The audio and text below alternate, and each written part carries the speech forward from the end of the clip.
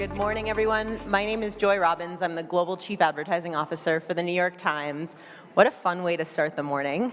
I'm honored to be here to moderate a conversation about innovation with three incredible, influential executives who are leaders in their respective but very, very wide-ranging fields, but who have also had great success embracing human-centric technology to enhance well-being, inclusivity, and importantly, growth.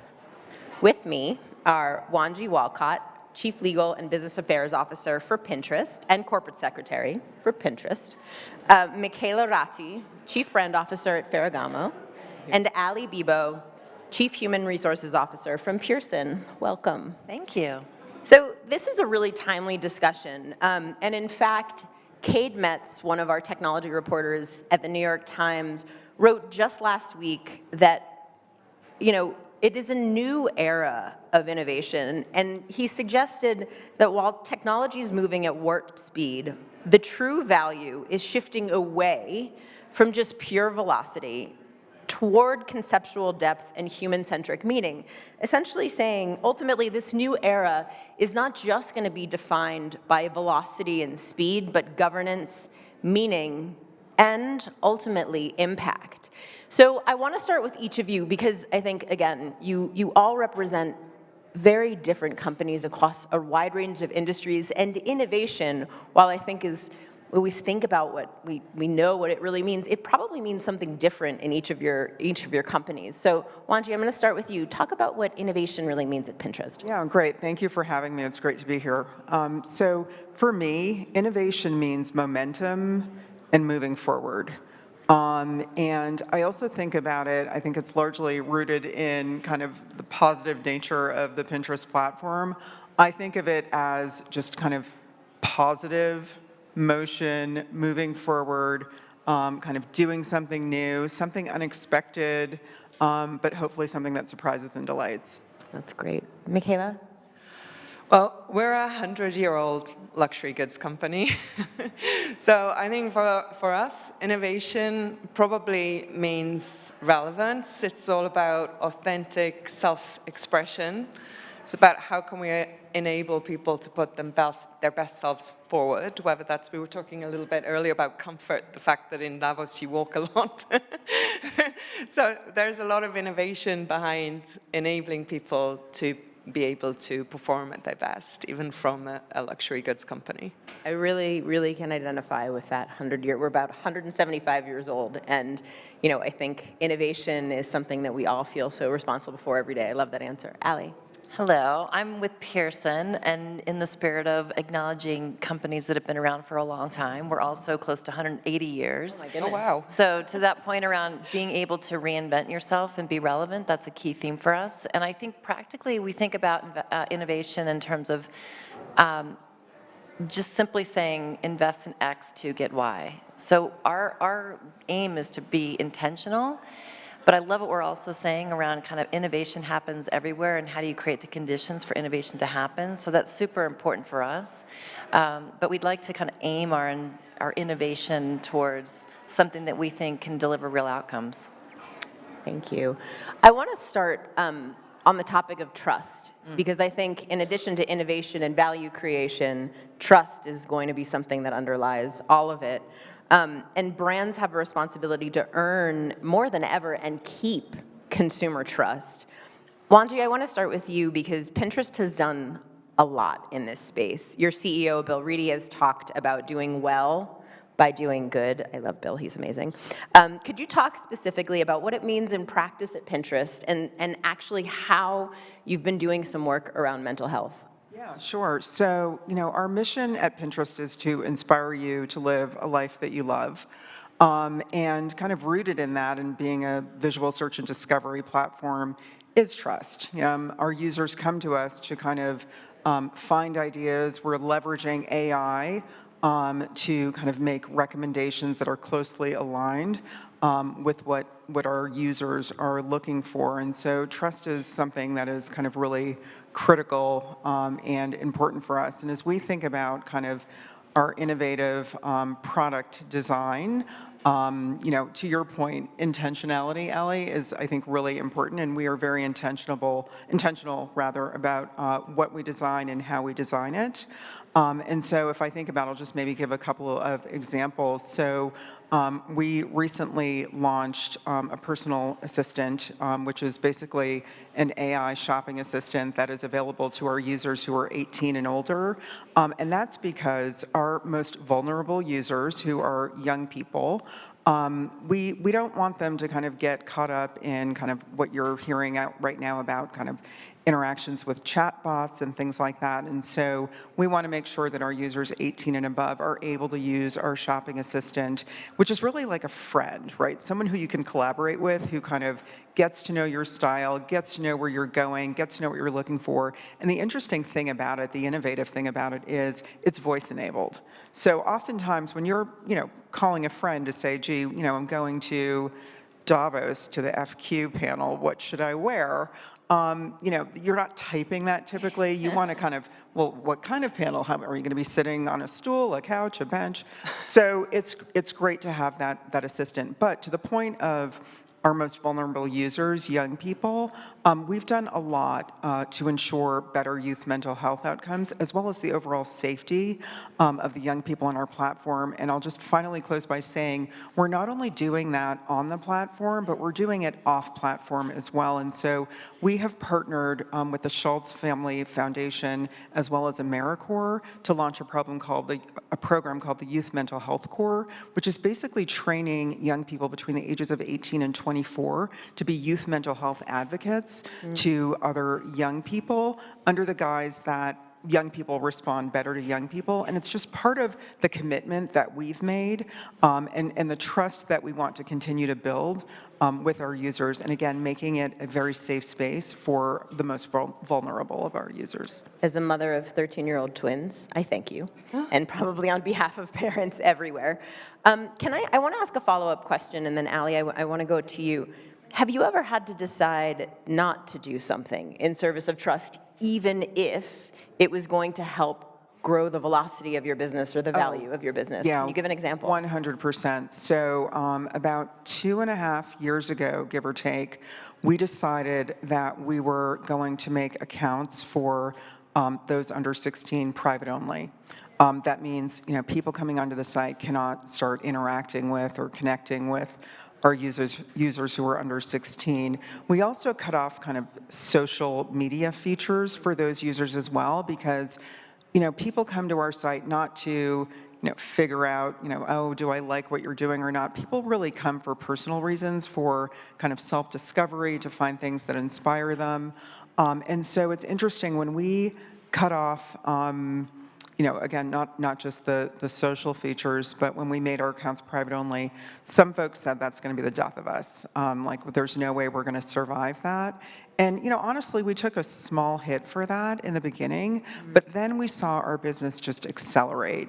And we really saw our ability to, again, position ourselves as, something a little bit different, something safe, something you can really trust, something parents can trust for their young, their teenagers. And it really was an accelerant. So it was a risky move because we weren't sure how that was going to kind of turn out, but it was the right thing to do. And to your earlier point in the opening about Bill, our CEO, saying, you can do well by doing good, we firmly believe that. Such a great example. Thank you. Allie, your work at Pearson centers around building trust in the workforce and in the workplace experience. What works in terms of building a culture of trust, even maybe in large companies where employees may be spread out among many different regions and having different jobs, different skills? Is there a common thread that really helps build that workforce trust? Yeah. So one of the things that we thought about, and it was really important, we thought about this idea of the employer-employee compact, and we're calling it the Pearson Promise. And it was important for us to really set out there sort of the gives and the gets, and thinking about it in the construct of mutual expectations. So whether you're an employee of the organization, you can expect from leadership to provide clear definitions of what success looks like. You can expect leaders to really think about from an employee perspective, that two-way dialogue around feedback. On the one hand, for employees, our people, be really receptive to feedback, but on the other hand, for leaders, be really leaning into that honest, straightforward, frequent dialogue and conversation around where they can progress. So the sort of the give and the gets is a sort of a promise that we're aiming to deliver both ways, but also like seal that trust gap. So so that's one thing. Yeah. The other thing that was super important for us was kind of around the promise is what does it mean to have meaningful career experiences at Pearson?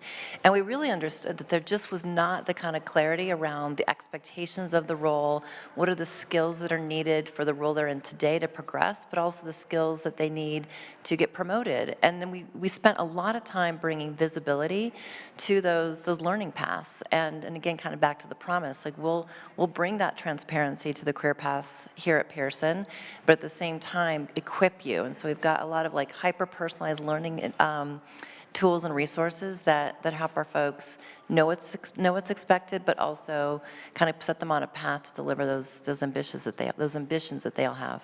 The workplace has really shifted fast over the last few years. Maybe that's an understatement. In what felt in a moment, especially over the pandemic, like a very, very sort of workforce-focused environment. And in many ways, I think, since not everywhere, but has shifted quite a bit, how do you maintain that trust and while still innovating?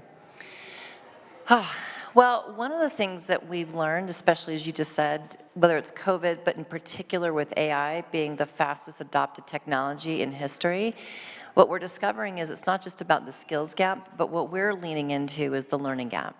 And so this idea where we can kind of take the fear around how AI is going to impact their roles and bring it into a conversation around how we're going to equip you with, you know, the tools and resources and the learning to actually be able to use the AI to augment your work and not replace your work. So we had to really lean into that fear gap around automation, augmentation, AI being a technology that's going to replace you, but one that's really more about augmenting the role. And that's key, because that's about stability. Yeah, thank you. And I want to talk a little bit of AI probably next, but Michaela, trust and luxury brands is probably more important than people even maybe give it credit for. Can you talk a little bit about how you think about that at Ferragamo and some of the ways that you've really inspired that? No, absolutely. I think that it's a lot of responsibility. We live it with a lot of responsibility because we're fulfilling consumer dreams. No, our clients that buy handbags that cost $2,000, $3,000, $4,000, or pairs of shoes that are $800 or $1,500. So I think people aren't just buying the design and the brand name, it's what do you stand for. So an example, we've been thinking, what can we do? We are very confident in terms of our artisans that have been passing down their skills from generation to generation, or the quality of leather that we choose, but we've been looking for people who also can validate that. So I'll give a crazy example as we worked with, I don't want to call him an influencer, he's more of a content creator, but it's the luxury equivalent of a restaurant critic. So we invited him in, he could tear our products up, he could dissect them, he could do whatever he wanted to in terms of then being able to give us a certification and a vote or score for how he found our quality. And that was probably a little bit avant-garde at the time, or a lot of other players were like, oh, are you crazy? Why did you let him come in and destroy your products? Sure. But it was a way of basically putting our money where our mouth was in terms of validating that we were confident, that we put a lot of effort into ensuring that we deliver the promise that we're.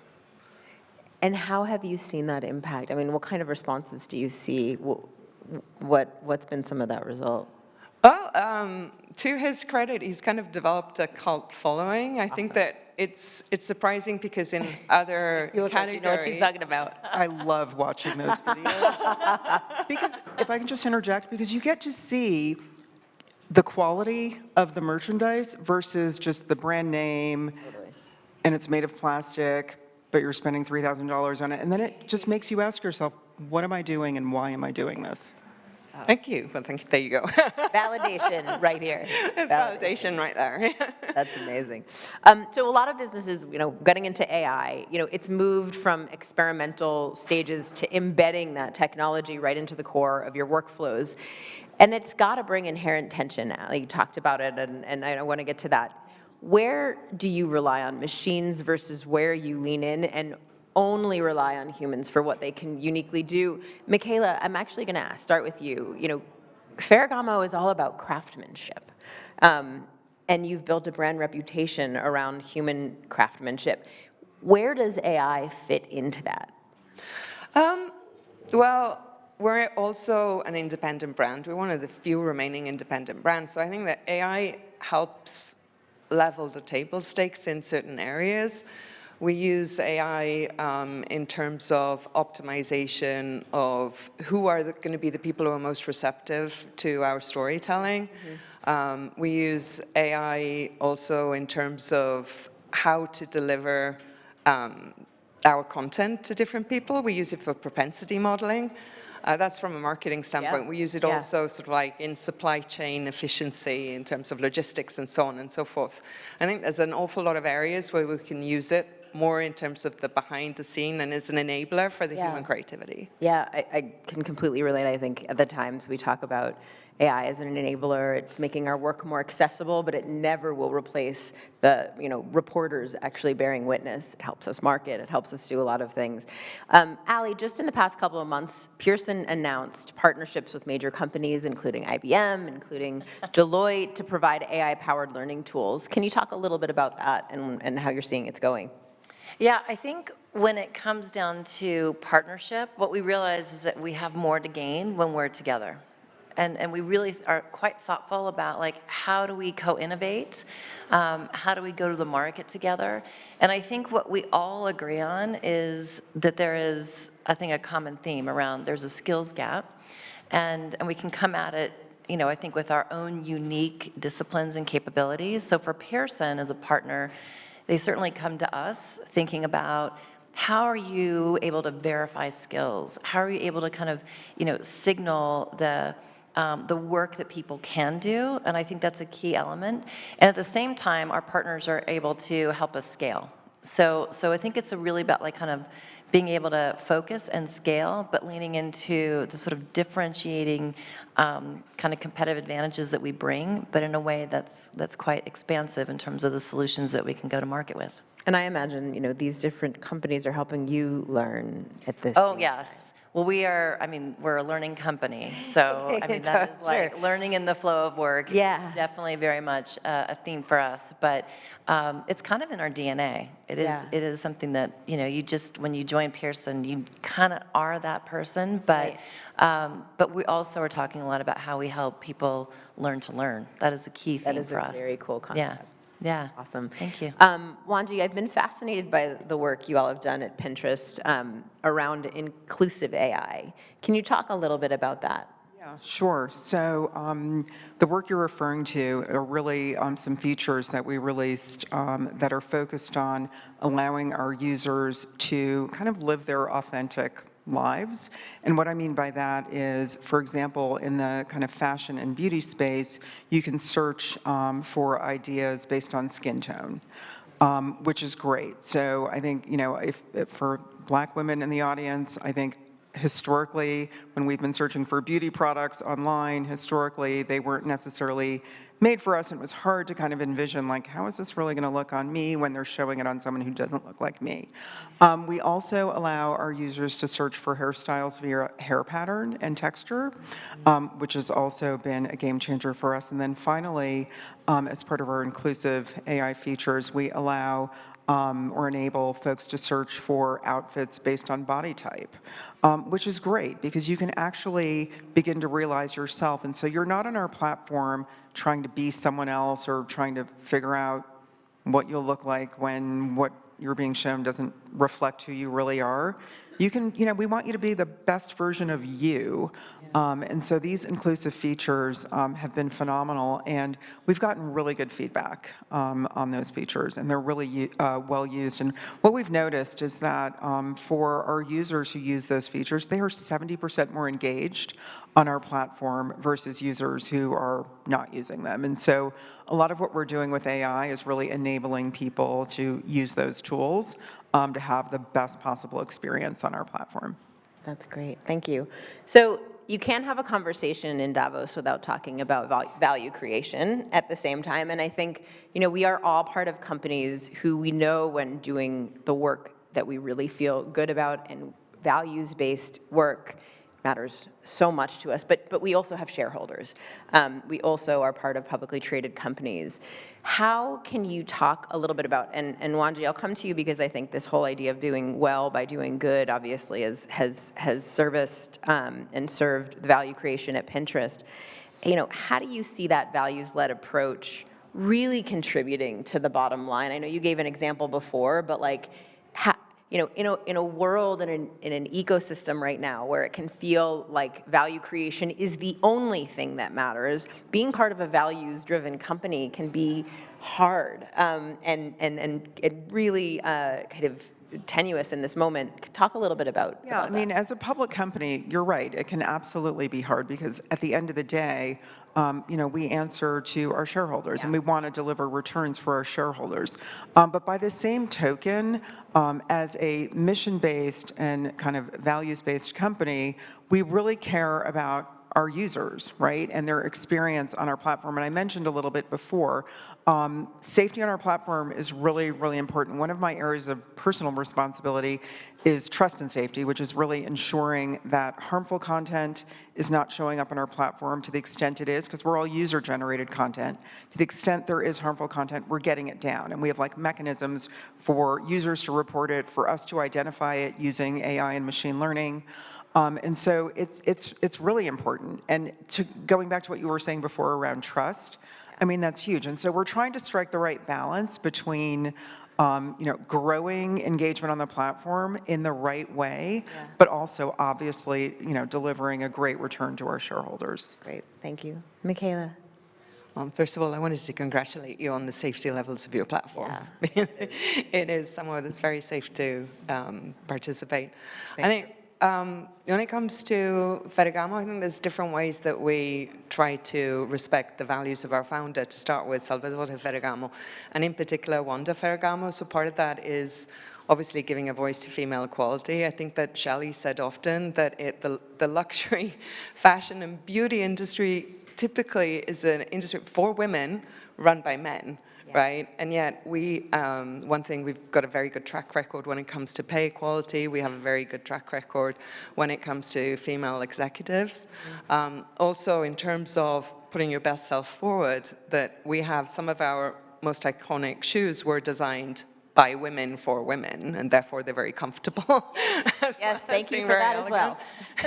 So I think that's part of it. Another part of it is obviously what we stand for in the communities we support. So being made in Italy, what does that mean in terms of the artisans that we support, our sustainability? And I think being a family business, the family values really permeate into everything that we do every day. I think that's more important than ever. So. Thank you. That's awesome. Allie?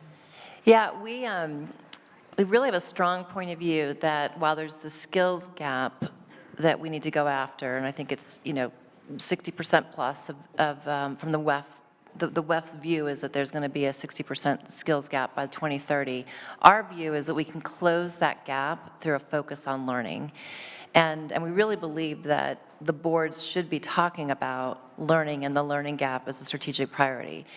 And back to the value creation piece is we've done some analysis and we've put out a point of view that we believe there's about 4.5 to just over 6.5 trillion in GDP opportunity alone in the US that we could close through learning, through closing that learning gap by 2030. So I think that's a real, well, clearly that's a significant number, but I do think that that adds another element around how do we kind of fulfill the AI promise and the promise of productivity through learning. I love that. You know, one closing question, and we're going to wrap up. Thank you so much. There's no question innovation will continue to accelerate. We will have very difficult choices to make in some ways, and it will be a blessing in others. When you think about, you know, what is one value you want to make sure that you as a leader hold on to for your company, regardless of innovation, regardless of pressure of shareholders and value creation? And just to give you a minute, I'll go first. Just because, you know, at the New York Times, that word is independence. No matter what it is that we are doing, no matter what the business climate is, no matter what the administration looks like, independence is sort of our guiding principle and will be the thing that we hold as the most important value.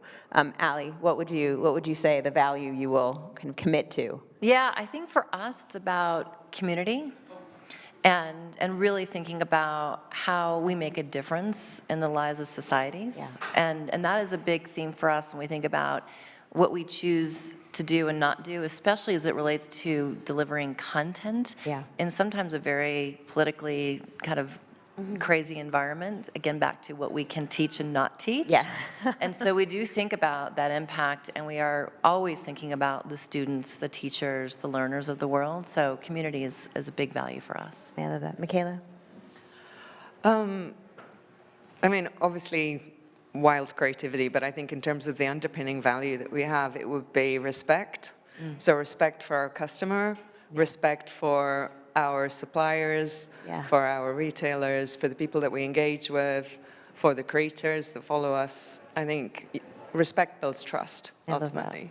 That's great. Wanji? And I would say for me, it's authenticity. Making sure, no matter what, that there's strong alignment between your values, what you say you stand for, and what you actually do, and that you're not kind of like blowing like a flag based on a new administration or, you know, things are at stake, I'm retreating, but you are really standing your ground and saying, this is who I am, so my actions will kind of mirror that, and you can always count on that. Thank you. We'll leave it there. Wanji, Michaela, Ali, thank you so much for a great Thank Thank you so much. So much. I enjoyed this.